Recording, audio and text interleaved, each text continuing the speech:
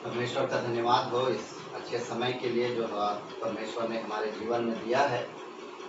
जिस प्रकार से हम सबको ये अवसर मिला है कि हम परमेश्वर की आराधना कर पाएँ और उसके वचन से सुन पाएँ। जब हम देखते हैं हमारे चारों तरफ कई ऐसे लोग हैं जिनको ये अवसर नहीं मिल रहा है कि वो आराधना कर पाएँ, और परमेश्वर ने हमें ये अवसर तो दिया है और उसका फ़ायदा हम लोग उठा रहे हैं। उसके लिए परमेश्वर के नाम की महिमा हो। और जिस प्रकार से हम ये भी जानते हैं कि चारों तरफ है ना, इस वायरस के कारण से जो प्रकोप और जो दुख और तकलीफ पूरे संसार में फैला हुआ है और लोग उससे परेशान हैं।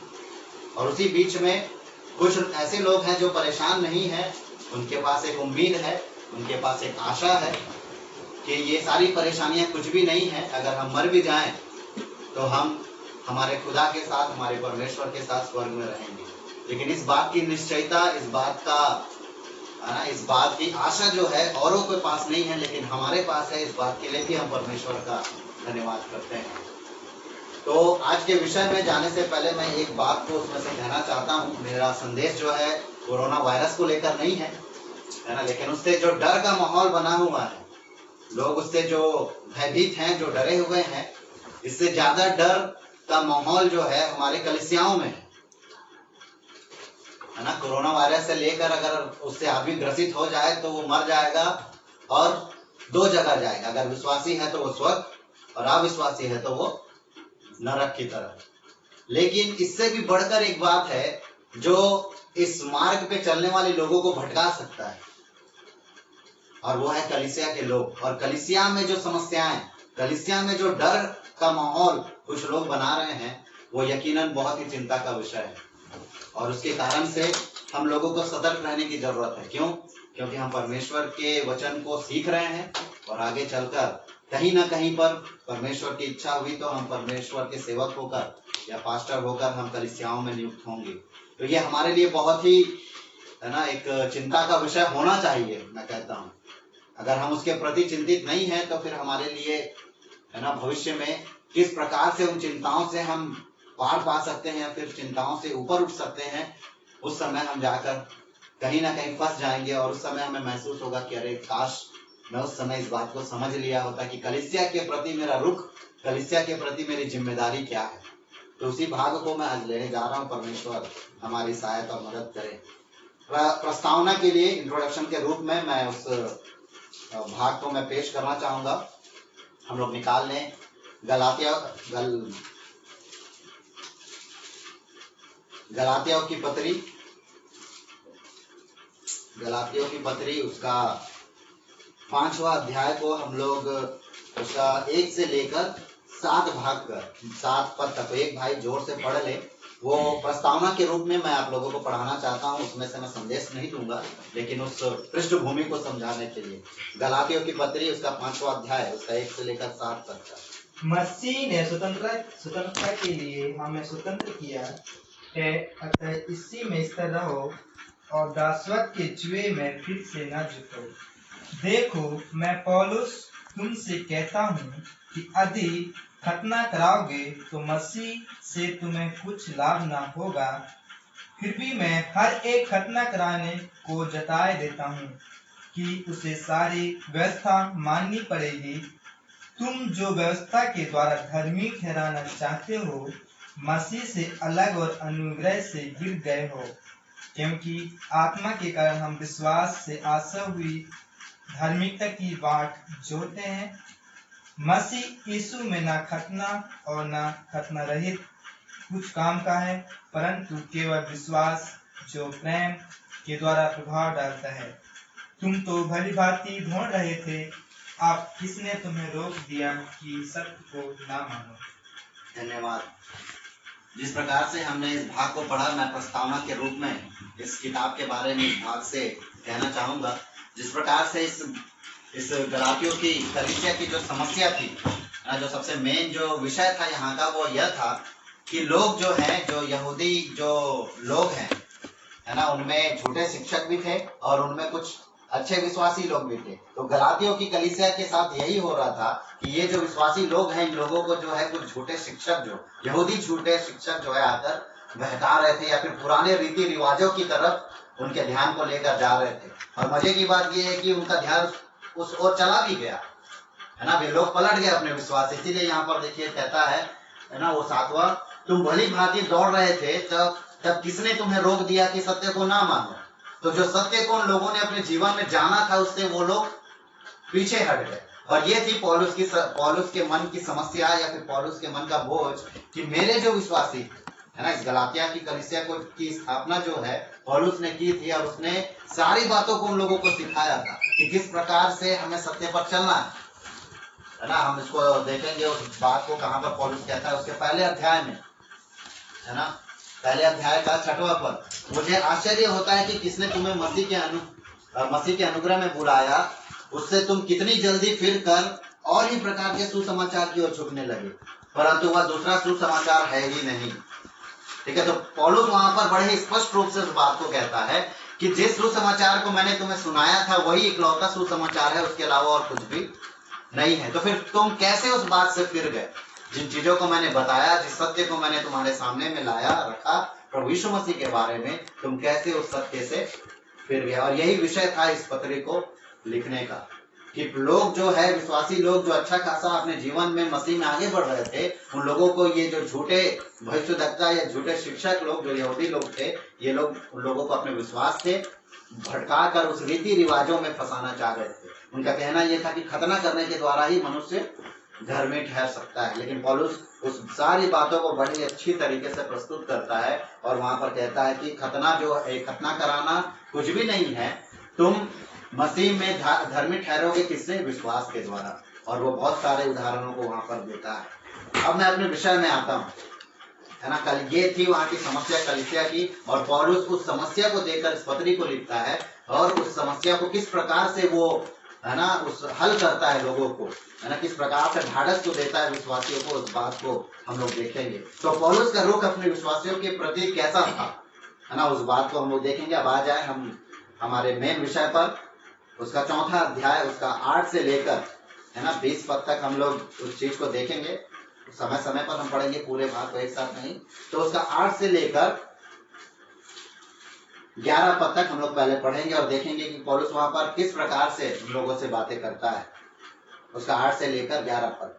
पहले तो तुम परमेश्वर को न जानकर उनके दास थे, जो स्वभाव से परमेश्वर नहीं, पर अब जो तुमने परमेश्वर को पहचान लिया, वरन परमेश्वर ने तुमको पहचाना, तो उन निर्बल और निकम्मी आदि शिक्षाओं की बातों को और क्यों फिरते हो, जिनके तुम दोबारा दास होना चाहते हो। तुम दिनों और महीनों और नियत समयों और वर्षों को मानते हो।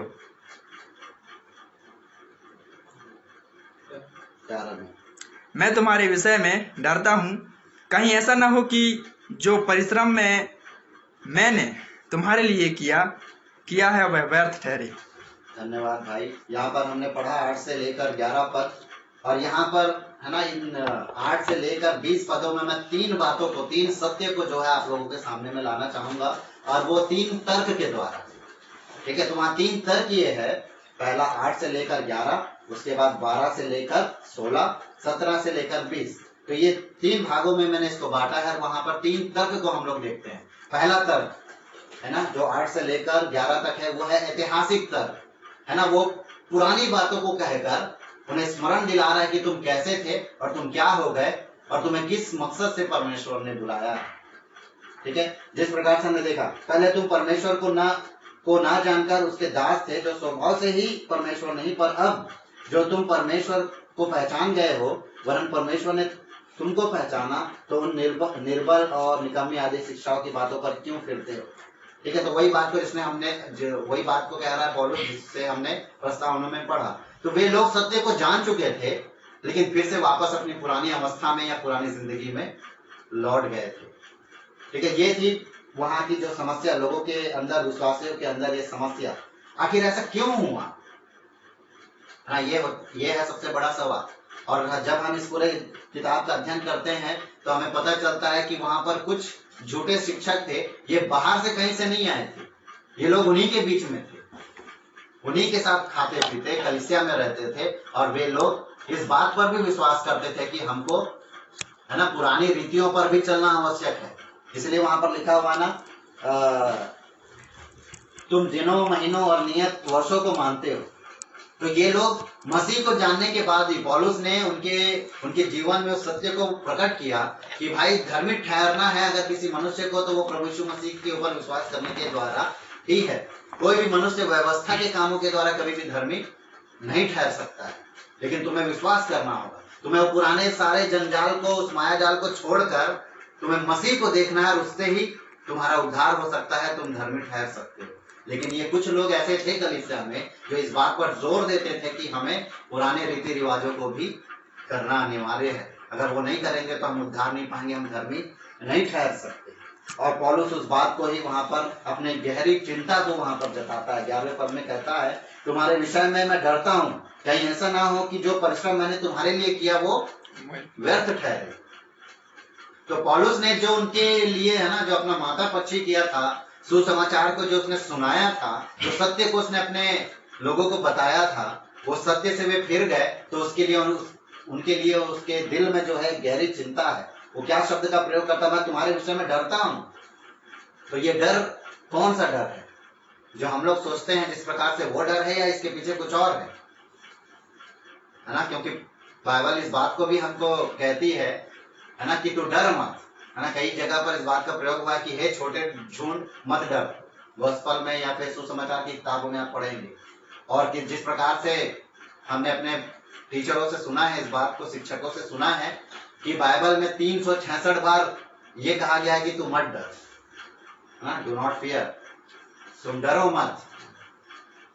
तो उसके बाद पौलुस यहाँ पर क्यों इस शब्द का प्रयोग करता है कि मैं तुम्हारे विषय में डरता हूं, कहीं ऐसा ना हो कि मैंने जो परिश्रम तुम्हारे लिए किया वो व्यर्थ ठहरे।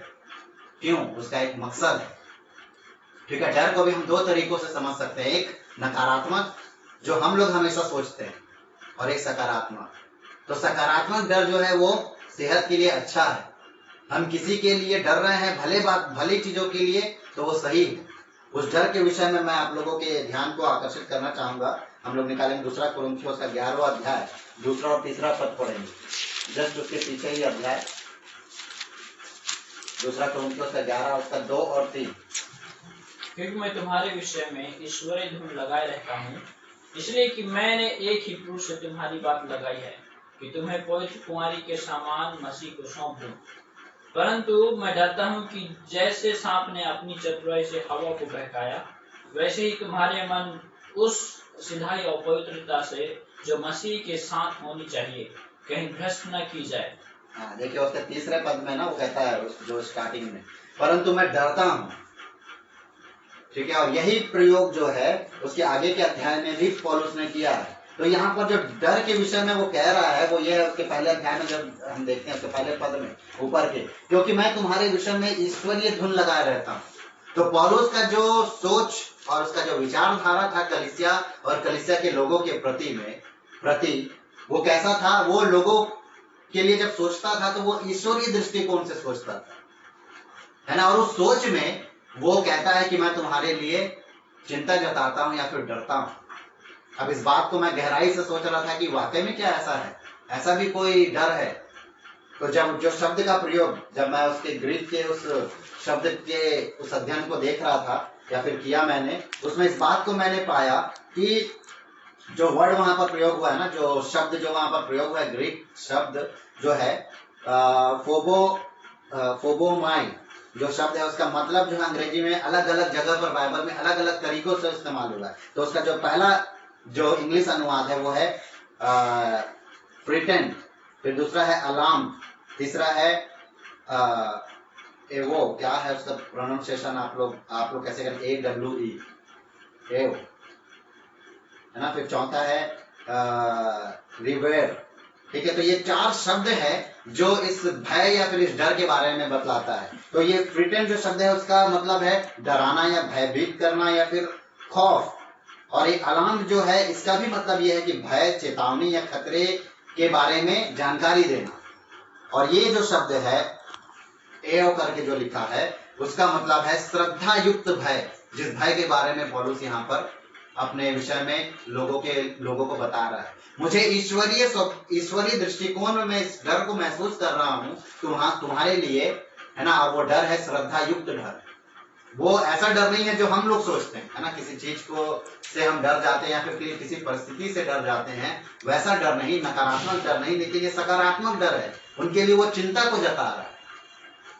और वो शब्द मुझे बहुत अच्छा लगा, श्रद्धा युक्त भय, है ना। और दूसरा जो रिवेयर करके जो शब्द है उसका भी भय, आदर और पूजा, इन शब्दों का प्रयोग हुआ है। तो ये अलग अलग जगह पर अलग अलग तरीके से ये शब्द का, इस ग्रीक शब्द का प्रयोग हुआ है। तो यहाँ पर पौलुस क्या कहना चाह रहा है ना, तुम उस तर्क को दे रहा है, वो पुरानी बातों को उनको स्मरण दिला रहा है और उनको बता रहा है कि तुमको मैंने किस सच्चाई को बताया था, जिस सत्य को तुमने ग्रहण किया है उस सत्य पर तुम चलो, उससे पीछे ना हटो। और कुछ लोग आकर तुम्हें उस सत्य से भटका दिए, और मेरी चिंता तुम्हारे विषय में यह है कि मैंने जो भी परिश्रम तुम्हारे लिए किया है वो व्यर्थ ना ठहरे। तो यहाँ पर आप देखिए कि पौलुस वहां पर क्या कहना चाह रहा है। पौलुस की गहरी चिंता या व्यथा जो है अपने चर्च और विश्वासी लोगों के प्रति है ना। और ये जो दृष्टिकोण है ये आज हम लोगों के लिए भी बहुत जरूरी है। एक कलीसिया में एक विश्वासी होने के नाते, कलीसिया में एक पास्टर, है ना, एक पासवान होने के नाते, एक प्रभु का सेवक होने के नाते, आप और मैं कलीसिया को किस दृष्टिकोण से देखते हैं? क्या ये पौलुस का ये दृष्टिकोण है ना, जहां पर वो इस तर्क को दे रहा है, पुरानी बातों को याद दिलाकर इस तर्क को दे रहा है कि तुम सोचो अपने जीवन में कि मैंने जो तुम्हारे लिए किया है वो कहीं व्यर्थ ना हो जाए, जिस सच्चाई को मैंने तुम्हारे सामने रखा है वो सच्चाई से तुम मुखर ना जाओ, है ना। तो यहाँ पर पहली बात, जो पहली सच्चाई हम देखते हैं, पौलुस की गहरी चिंता या व्यथा अपने चर्च के लोगों के प्रति। Paul's deep fear for his church member. तो ये पहली बात या पहली सच्चाई जो हमें यहाँ से सीखने की जरूरत है कि हम जब अपने चर्च को देखेंगे या फिर देखते हैं तो किस नजरिए से हम देखते हैं। क्या हमारा नजरिया ऐसा होगा जब कलीसिया में समस्याएं जब आएंगी, और ये एकदम ना 100% सत्य की कलीसिया में समस्याएं आएंगी, कोई इससे हमें, है ना, कोई नहीं कह सकता कि समस्याएं नहीं आएंगी। झूठे से प्रभु ने इस बात को सुसमाचारों में भी कहा है कि मेरे बाद कई ऐसे झूठे भविष्यद्वक्ता आएंगे जो तुम्हें लुभाने वाली बातों से लुभा जाएंगे, इसलिए सतर्क रहो।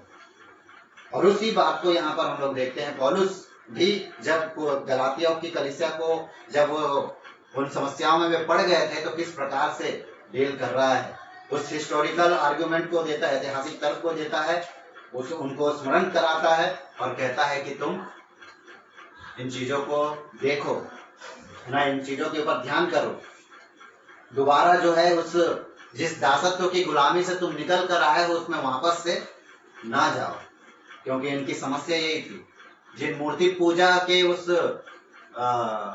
है ना रीति रिवाजों से ये लोग निकल कर आए थे, वापस फिर से उसी रीति रिवाजों में ये लोग चले गए। कैसा हो सकता है कि एक विश्वासी, है ना, कलीसिया में के संदर्भ में हम सोचें तो, है ना, इजरायली लोगों से हम लोग भी कुछ ज्यादा जो है ना ये नहीं है, मतलब कम भी नहीं है ना। उनका जो विचारधारा था, जो सोच था, वैसे ही आज के लोगों का भी है। तो क्या कलीसिया के लोग अपने विश्वास से पीछे जा सकते हैं? बिल्कुल जा सकते हैं। लोग विश्वास से पीछे जा सकते हैं, मसीह से दूर जा सकते हैं, मसीह का इनकार कर सकते हैं, और ये भी कह सकते हैं कि ये जो शिक्षाएं हम जो सीखे हैं ये गलत है, और जो झूठे भविष्यद्वक्ता लोग जो कहेंगे उस बात को लोग आसानी से मान भी ले, ये हो सकता है। और यही हुआ यहाँ की कलीसिया के साथ। और पौलुस उस बात को उन लोगों को स्मरण दिलाता है कि मैंने तुम्हें क्या बताया। और उस सारी भागों की बुक का जब हम अध्ययन करेंगे, जब मैं कर रहा था तो उस बात को उसने बताया, मैंने उस बात को सीखा यहाँ से कि वाचा क्या है, क्या वाचा परमेश्वर ने उनको दिया था, उस बंधुआई से आने के बाद जो वाचा परमेश्वर ने दिया था किस प्रकार से पूरा किया। और है ना, इसके आगे वो सारा और सारा का उदाहरण दिया, इसी अध्याय 21 से हम आगे पढ़ते हैं। सारा के उस पुत्र के द्वारा किस प्रकार से उस वाचा का पूरा हुआ, वाचा परमेश्वर ने पूरा किया। तो ये सारी बातों को पौलुस उनको याद दिलाता है और इस बात को उनको समझाता है कि भाई धर्मी इंसान एक ही तरीके से ठहर सकता है, और वो है प्रभु यीशु मसीह के ऊपर विश्वास करने से, और कोई दूसरा रास्ता नहीं है ना। उसके देखिए 3:11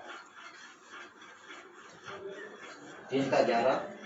पर यह बात प्रकट है कि व्यवस्था के द्वारा परमेश्वर के यहाँ कोई धर्मी नहीं ठहरता, व्यवस्था के द्वारा परमेश्वर के यहाँ कोई धर्मी नहीं ठहरता। तो कैसे ठहरता है? क्योंकि धर्मी जन विश्वास से जीवित रहेगा। धर्मी जन विश्वास से जीवित रहेगा। तो यही है सत्य जो मैंने तुम्हें बताया था, यही है प्रभु यीशु मसीह का, प्रभु की शिक्षा जो मैंने तुम्हें दी थी, और तुम इस बात को ना मानकर वापस से अपने पुराने जीवन में जाना चाह रहे हो या चले गए हो।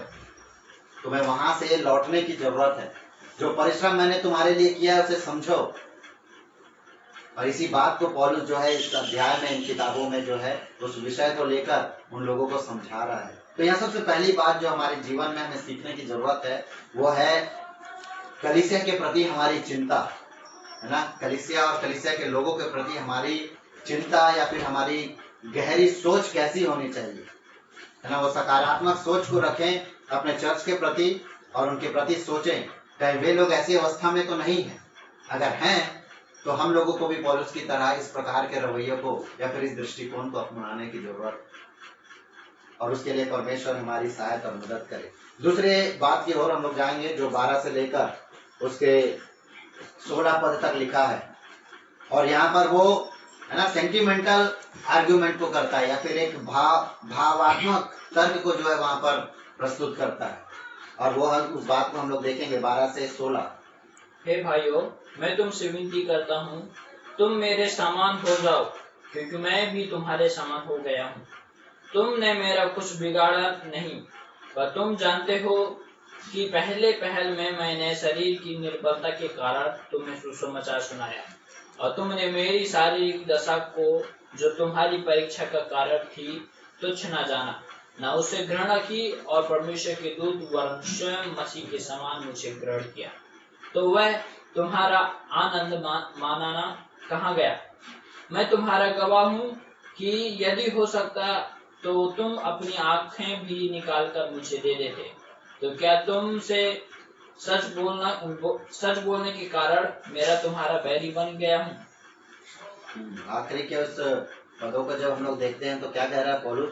तो क्या तुमसे सच बोलने के कारण मैं तुम्हारा बैरी बन गया हूँ, है ना। जब इन बातों को लोगों के साथ में वो उस तर्क वितर्क और उस समझाने के उस प्रक्रिया में जब वो लोगों को इन सारी चीजों को बता रहा है तो उसका स्टेटमेंट वहां पर क्या है? क्या सच बोलने के कारण मैं तुम्हारा दुश्मन बन गया हूँ? तो सच को जब हम प्रस्तुत करने जाएंगे तो ये चीजें जीवन में होंगी, है ना। हम लोग कभी अलग अलग तरीकों से ग्रुप्स में, है ना, कुछ कुछ बातों को डाल रहे हैं और हम उस बात को देख सकते हैं कि हम जिस सच्चाई को जान गए हैं उस सच्चाई को जब हम बताने की कोशिश कर रहे हैं तो लोग मान नहीं रहे हैं। और वही बात यहाँ पर भी हो रहा था उस समय में, जब पौलुस जिन बातों को उसने शुरू से समझाया उन बातों को फिर से वो समझा रहा है तो लोगों को पच नहीं रहा। वे लोग उसके, है ना, विरोध में हैं और उसके बैरी बन गए हैं, उसको दुश्मन समझ रहे हैं। और यहाँ पर जब उसके 12वें पद से जब हम देखेंगे, हे भाइयों, मैं तुमसे विनती करता हूँ कि तुम मेरे समान हो जाओ, क्योंकि मैं भी तुम्हारे समान हो गया हूँ। ठीक है, वो पुरानी उसके स्वभाव को याद दिला रहा है। वहां पर वैसा नहीं है कि, है ना, जैसा हम लोग सोचते हैं, कई लोग उसका इंटरप्रिटेशन जो है, जो उसका व्याख्या है, जो कुछ इस प्रकार से करते हैं, हे भाइयों, मैं तुमसे विनती करता हूँ कि तुम मेरे समान हो जाओ, क्योंकि मैं भी तुम्हारे समान हो गया हूँ। ठीक है, तो उसका एक अनुवाद जो इस प्रकार से है, लोग इस प्रकार से कहते हैं कि पौलुस उनको ये बोल रहा है कि मैं जिस परिस्थितियों से होकर आया हूं, तुम जानते हो मेरे बारे में कि मैं भी एक समय तुम्हारे जैसा ही था। ठीक है, उन मूर्ति पूजा के इन कामों में, कलीसिया को सताने में, कलीसिया के लोगों को मारने में, सारे कामों में एक समय मैं भी लगा हुआ था। लेकिन मसीह की सच्चाई को जानने के बाद मैं सत्य को मानकर चलने लगा हूँ, और उसी सत्य को मैंने तुम्हें भी बताया। तो मेरे ही समान तुम भी मेरा अनुकरण करो। ये एक व्याख्या जो है हम लोगों के द्वारा सुनते हैं। लेकिन यहाँ पर दूसरा, है ना, जो दृष्टिकोण मैंने देखा वो ये है, जब हम उसके पृष्ठभूमि का अध्ययन करते हैं, उसके अंदर जाकर उस ग्रीक शब्द का जब हम अध्ययन करते हैं तो पता चलता है कि यहाँ पर वो इस बात को कह रहा है कि हे भाइयों, मैं तुमसे विनती करता हूँ कि तुम मेरे समान हो जाओ। इसका मतलब ये है कि यहूदी लोग, है ना, जब यहूदी लोग एक दूसरे को जब दोस्त मानते हैं, ठीक है, तो वो लोग आपस में एक दूसरे को एक जैसा दर्जा देते हैं। वहां पर कोई बड़ा और छोटा, कोई उम्र में बड़ा और छोटा वाली बात नहीं होती, लेकिन वे लोग सबको एक समान समझते हैं, एक जैसा वो लोग व्यवहार करते हैं। तो उस बात को पौलुस वहां पर कहता है कि हे मेरे भाइयों, मैं तुमसे विनती करता हूं कि तुम मेरे समान हो जाओ, क्योंकि मैं तुम्हारे समान हो गया हूं। तो तुम जैसे हो, तुम जिस प्रकार से मेरे दोस्त हो, मैं भी तुम्हारे लिए उसी प्रकार से हूं। और उस नाते मैं इस बात को तुमको समझा रहा हूं कि जिस सत्य से तुम मुखर गए हो वापस लौट आओ, है ना। और उसमें कहता है तुमने मेरा कुछ बिगाड़ा नहीं, पर तुम जानते हो कि पहले मैंने शरीर की दुर्लभता के कारण तुम्हें सुसमाचार सुनाया। और ये 13वें पद में भी दो दृष्टिकोण है ना। जब पौलुस इनके बीच में सबसे पहले है ना, जब उसके अध्ययन को हम लोग करेंगे तो आपको हम जान पाएंगे कि जब पौलुस गलातियों में जब पहली बार अपने पहले मिशनरी जर्नी के द्वारा, पहले उसकी यात्रा के दौरान जब इस कलीसिया में पहुंचा तो उन चीजों को वो सिखाता है, इन सारी बातों को उनकी कलीसिया में। और उस समय में उसकी शरीर की जो अवस्था थी वहां पर दो बातें है ना। कोई कहता है कि उसके आंखों में कुछ इन्फेक्शन था, है ना, आंखों में कुछ समस्या थी, जिसके कारण से जब वो पहुंचा वहां पर सुसमाचार सुनाने को तो लोग जो है थोड़ा इतरा रहे थे, ठीक है। और दूसरा दृष्टिकोण ये है कि जब वो वहां पर पहुंचा तो लोगों का कहना था कि उसे वो जो मलेरियल फीवर के बारे में जो कहा गया है ना, उसे मलेरिया की जो शिकायत थी उसके कारण से भी वो असमर्थ महसूस कर रहा था उनको सुसमाचार सुनाने के लिए। अब हमें ये एकदम स्पष्ट रूप से नहीं मालूम कि ये दोनों में से कौन सी बात जो है वो सही है, उसकी आंखों में की समस्या के कारण से या मलेरिया के कारण से वो जो है असमर्थ महसूस कर रहा था। लेकिन उसने प्रभु के वचन को सुनाया, और मजे की बात यह कि वो लोग भी सुने।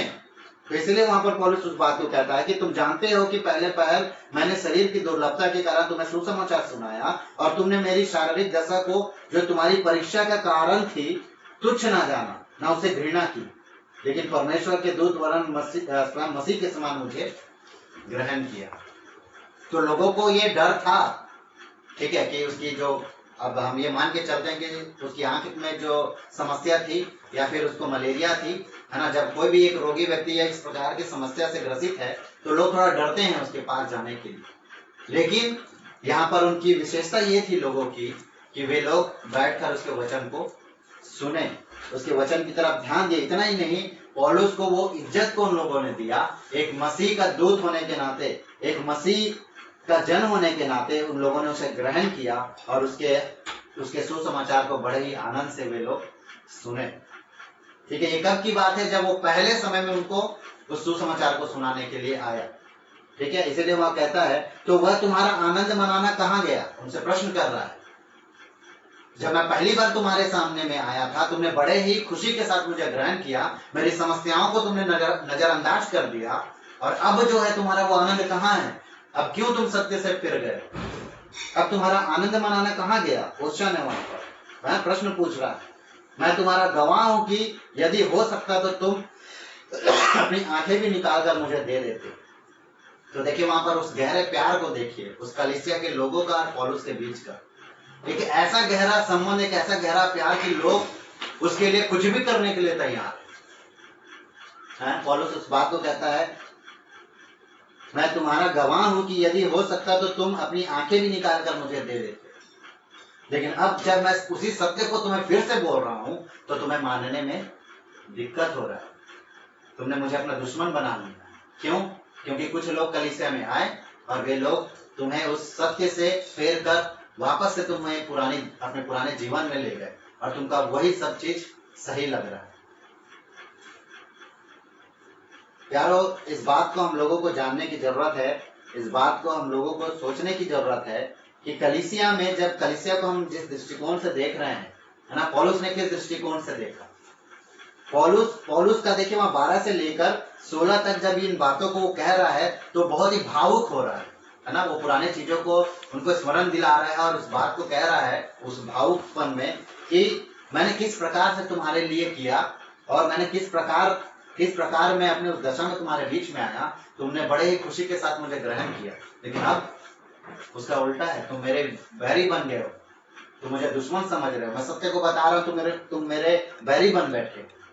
यहाँ पर जो सत्य जो पौलुस अपने वचन के द्वारा हमें सिखाना चाह रहा है वो ये है पौलुस का गहरा प्रेम अपने चर्च के लोगों के प्रति, है ना। दूसरा जो तर्क था यहाँ पर भावुक तर्क, है ना, उस तर्क को प्रस्तुत कर रहा है। और इस बात में हम लोग, उस तर्क में हम इस बात को देखते हैं कि पौलुस का प्रेम जो है अपने चर्च के प्रति, वो कितना प्रेम करता है अपने लोगों से। पहली बात तो हमने देखा था पौलुस की गहरी चिंता उसके लोगों के प्रति, और यहाँ पर दूसरी बात जो हम देखते हैं पौलुस का गहरा प्रेम अपने चर्च के लोगों के प्रति 12 से लेकर 16 तक। तो वो उस बात को वहां पर समझाने की कोशिश कर रहा है, उस भावुक होकर, है ना, उस भावुक तर्क को वहां पर दे रहा है कि देखो ना, किस प्रकार से तुमने पहले मुझे ग्रहण किया था, किस प्रकार से तुमने उस सच्चाई को ग्रहण किया, और आज सत्य को तुमने असत्य से, है ना, ढांप दिया है और मैं तुम्हारा बैरी बन गया हूं। तो उसमें भी पौलुस का प्रेम जो है अपनी कलीसिया के प्रति कम नहीं हुआ, वो लगातार उन लोगों को समझाने में लगा हुआ। और यही काम हमें भी अपने कलीसियाओं में करने की आवश्यकता है। जब इस प्रकार की परिस्थितियां बनेंगी या फिर इस प्रकार की परिस्थिति है, तो हम किस प्रकार से उस दृष्टिकोण को लेकर हम कलीसिया में उस समस्याओं को उन समस्याओं से लड़ेंगे, इस बात को आपको और मुझे सोचने की जरूरत है। तो इस दृष्टिकोण को हम अपना सकते हैं, जहाँ पर पौलुस की गहरी चिंता हम चर्च के प्रति देखते हैं, पौलुस का गहरा प्रेम हम चर्च के प्रति देखते हैं, और उस दृष्टिकोण को रखते हुए हम लोगों के साथ में जो है अपने संबंध को स्थापित कर पाए, उन्हें समझा पाए। तीसरी बात को मैं बोलकर अपने संदेश को यहाँ पर समाप्त करूंगा। 17 से लेकर 20 पद को हम लोग पढ़ेंगे। वे तुम्हें मित्र बनाना तो चाहते हैं, पर भले उद्देश्य से नहीं, वरन तुम्हें अलग करना चाहते हैं कि तुम उन्हीं को मित्र बना लो। पर यह भी अच्छा है कि भली बात में हर समय मित्र बनाने यत्न किया जाए, न केवल उसी समय कि जब मैं तुम्हारे साथ रहता हूँ। हे मेरे बालकों, जब तक तुम में मसीह का रूप ना बन जाए, तब तक मैं तुम्हारे लिए फिर जच्चा की सी पीड़ाएं सहता हूँ। इच्छा तो यह होती है कि अब तुम्हारे पास आकर और ही प्रकार से बोलूं, क्योंकि तुम्हारे विषय में मैं उलझन में हूँ। 17 से लेकर 20 तक हम लोग देखते हैं कि यहाँ पर पौलुस जो है रूपक तर्क को लेकर आता है, जिसको हम बोलते हैं रूपक अलंकार, एलोगोरिकल इंटरप्रिटेशन।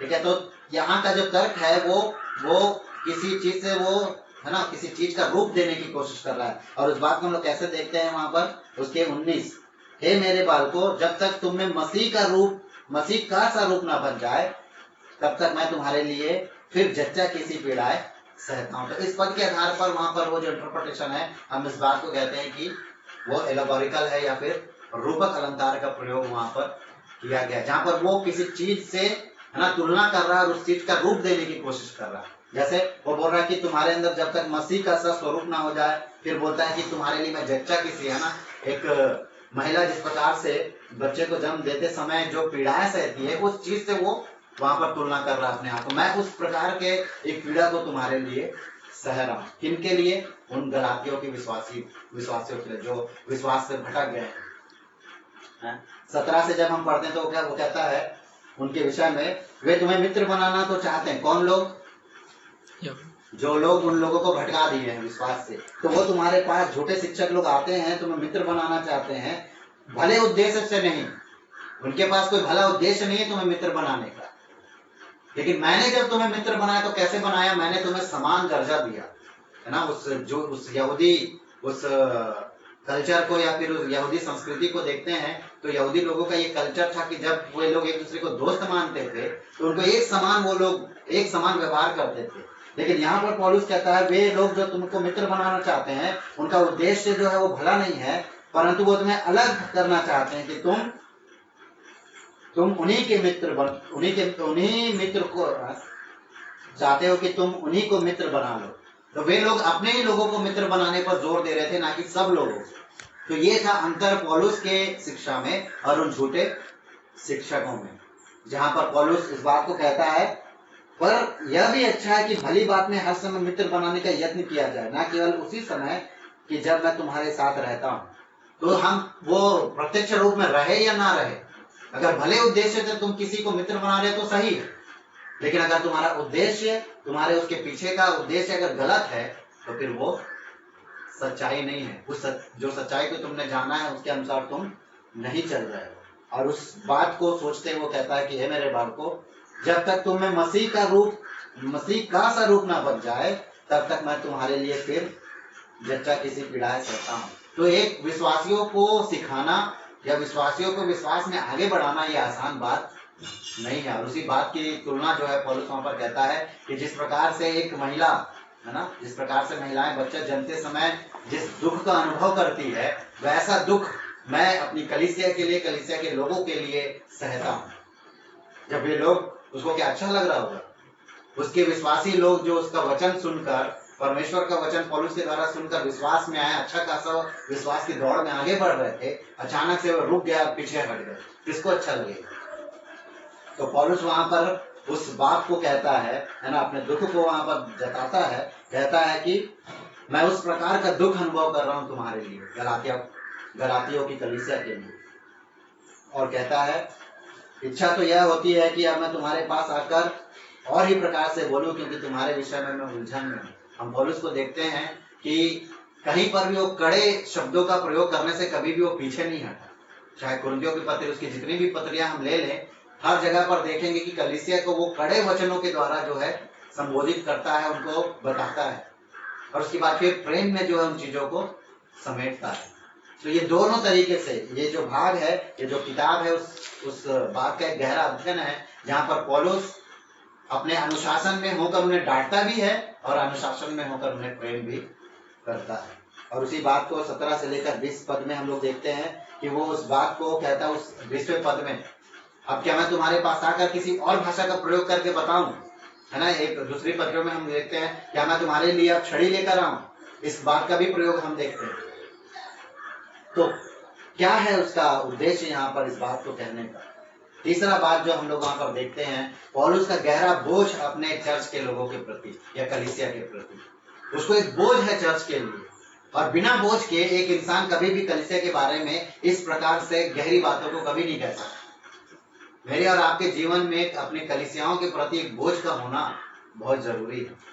जब वो कलीसिया जो है अच्छी बातों को लेकर चल रही हो, या फिर कलीसिया जो है दुख की परिस्थिति में होकर चल रही हो, दोनों ही सूरतों में हमारे अंदर हमारी कलीसिया के लिए बोझ का होना बहुत जरूरी है। अगर बोझ नहीं है तो कभी भी हम इस प्रकार से, है ना, इस प्रकार के दृष्टिकोण को हम नहीं रख पाएंगे। एक तो ईश्वरीय दृष्टिकोण को हमेशा हमको थाम कर रखना है, तभी हम इस प्रकार से सोच पाएंगे। जहाँ पर पौलुस इन 3 सच्चाइयों को वहां पर कहता है कि कलीसिया के प्रति मेरी गहरी चिंता, कलीसिया के प्रति मेरा गहरा प्रेम, कलीसिया के प्रति मेरा गहरा बोझ। और ये 3 बातें वो 3 तर्क के द्वारा वहां पर बतलाता है। ऐतिहासिक तर्क को लाता है, भावनात्मक तर्क को लाता है, और रूपक तर्क को लेकर आता है। और ये 3 तर्क के द्वारा 3 सच्चाइयों को जो है परमेश्वर के वचन से उनको सिखाता है। और ये सच्चाइयां, इन सच्चाइयों को उसने पहले ही बता दिया है, और उन्हीं चीजों को फिर से वो स्थापित करता है ताकि उन्हें फिर से वो जीत ले, प्रभु में जीत ले, और वो विश्वास की दौड़ जो है वो आगे वे लोग बढ़ पाए। इसीलिए 5वां पद जब शुरू होता है उसका अध्याय का, तो कहता है मसीह ने स्वतंत्रता के लिए हमें स्वतंत्र किया है, अतः इसी में स्थिर रहो और दासत्व के जुए में फिर से ना जुटो। तो तुम स्वतंत्र हो, वापस से फिर से उन्हीं कामों में ना जाओ, उन झूठे शिक्षकों की ओर ना जाओ, लेकिन उस चीज को समझो कि मसीह ने हमें क्या स्वतंत्रता दी है। अगर आज हम सब धर्मी हैं तो वो सिर्फ विश्वास के कारण से है। आज हम मसीह में अगर जी रहे हैं तो वो विश्वास के कारण से है। तो कोई भी व्यवस्था के कामों के द्वारा धर्मी नहीं ठहर सकता, या व्यवस्था के रीति रिवाजों को करकर कोई भी धर्मी नहीं ठहर सकता। तो इस बात को जो है वो, उस बात को उसने उन लोगों को समझाया है। और उसके, है ना, 13वां पद को पढ़कर मैं अपने संदेश को यहाँ समाप्त करूंगा। 5 का 13। हे भाइयों, तुम स्वतंत्र होने के लिए बुलाए गए हो। इस स्वतंत्रता को शारीरिक इच्छा पूर्ण करने का साधन न बनाओ, परंतु प्रेम से एक दूसरे की सेवा करो। हाँ, हे भाइयों, तुम स्वतंत्र होने के लिए बुलाए गए हो। किस काम के लिए बुलाए गए हैं? स्वतंत्र होने के लिए। तो फिर से वही बात हो, 5 का 1, तुम वापस से उस दासत्व में या फिर वो पुरानी शिक्षाओं की ओर ना फिरो। तुम स्वतंत्र हो अब, और अपनी स्वतंत्रता को समझो और उसके अनुसार आगे बढ़ो। परंतु ऐसा ना हो कि स्वतंत्रता शारीरिक कामों के लिए अवसर बने। तो ये स्वतंत्रता जो हमारे पास है, ये 2 तरीकों से हम उसको अपने जीवन में ढाल सकते हैं, अपना सकते हैं। या तो स्वतंत्रता का गलत फायदा उठाकर, या तो स्वतंत्रता का सही फायदा उठाकर हम मसीह की ओर आगे बढ़ सकते हैं। और उसी बात को कहता है कि ये स्वतंत्रता जो है भले कामों के लिए अवसर होना कि गलत कामों के लिए। तो गलत कामों के लिए कभी भी स्वतंत्रता ना होने पाए, लेकिन अच्छे कामों के लिए हम अपने स्वतंत्रता का प्रयोग करो। वरन प्रेम से एक दूसरे के दास बनो। प्रेम से जो है ये चीजें आपस में हम करने पाए, हमारी स्वतंत्रता का फायदा हम प्रेम के साथ एक दूसरे के दास होकर उठा पाए। तो परमेश्वर इस काम को करने के लिए हमारी सहायता और मदद करे, और हम इस बात को सोचे कि कलीसियाओं में जो परिस्थितियां चल रही है, और अगर आगे समय में अगर इस प्रकार की परिस्थितियां आएंगी तो हम किस प्रकार के दृष्टिकोण को रखेंगे। और पौलुस के हम 3 सच्चाइयों को, 3 तर्क को हम याद रखें हमेशा, और उस प्रकार से हम भी अपनी कलीसियाओं में, अपने जीवन में आगे बढ़ने की कोशिश करें। परमेश्वर इस बात को करने के लिए हमारी सहायता और मदद करे। परमेश्वर के बड़े नाम की स्तुति।